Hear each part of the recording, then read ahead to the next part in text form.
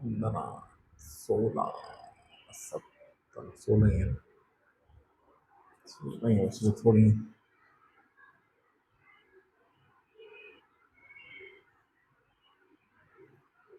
चल।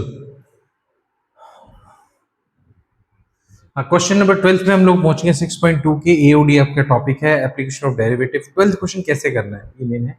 अगर हम 12th क्वेश्चन की बात करते हो तो ये एमसीक्यू मल्टीपल चॉइस क्वेश्चन है और इसमें ये बोला कि इनमें से कौन कौन से ऐसे फंक्शन है जो डिक्रीजिंग है फर्स्ट इंटरवल के अंदर।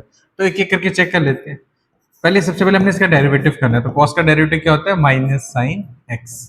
अगर हम देखें हर फंक्शन फर्स्ट क्वाड्रेंट के अंदर पॉजिटिव होता है, इसका मतलब साइन पॉजिटिव है बट साथ में नेगेटिव आ रहा था, टोटल मिला के क्या रहेगा ये फंक्शन लेस देन जीरो रहेगा, तो ये क्या करेगा डिक्रीज। तो इसका तो क्लियर है कि डिक्रीज कर रहा है। ठीक है जी। अब चलते हैं हम लोग सेकंड क्वेश्चन की तरफ। सेकंड पार्ट क्या कहता है कि हमारा जो फंक्शन है उसका अगर हम डेरिवेटिव करते हैं कॉस का क्या होता है माइनस साइन 2x, और 2x का करोगे तो 2 आएगा।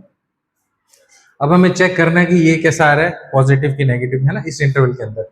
अगर मैं कोई भी वैल्यू पुट करता हूँ 0 से लेके 90 के बीच में, यहाँ पर जैसे 30 पुट करता हूँ तो 60 आ जाएगा, साइन 60 पॉजिटिव होता है बट टोटल मिला के नेगेटिव हो जाएगा। लेकिन अगर मैं वैल्यू से बड़ी पुट कर देता हूँ 60 करता हूँ तो 180 आ जाएगा। 180 अगर मैं साइन के अंदर पुट 60 पुट करूंगा तो 120 अगर साइन में पुट करूंगा तो वो भी पॉजिटिव आएगा। टोटल मिला के ये आंसर भी क्या रहने वाला है आपका नेगेटिव। इसका मतलब यहाँ पर भी क्या आंसर है नेगेटिव। ठीक है। अब चलते हैं हम अगले क्वेश्चन की तरफ। सी पार्ट में ये लिखा है cos 3x, तो अगर मैं इसका डेरिवेटिव करूं तो आएगा आपका माइनस 3 साइन 3x। अगर मैं यहां पर वैल्यू पुट करूं आपकी जैसे 60 पुट करता हूं तो 180 आ जाएगा, साइन 180 जीरो होता है, खत्म। अगर उससे ऊपर की कोई वैल्यू पुट कर देता हूं तो फिर वो थर्ड क्वाड्रेंट में चली जाएगी ये वाली बात, और थर्ड में साइन नेगेटिव होता है तो इसको बना देगा पॉजिटिव। तो यहां नहीं हम कुछ बोल सकते, श्योरिटी इसको हटा देते। तो यहाँ पर ना इंक्रीजिंग है ना डिक्रीजिंग है। ठीक है जी।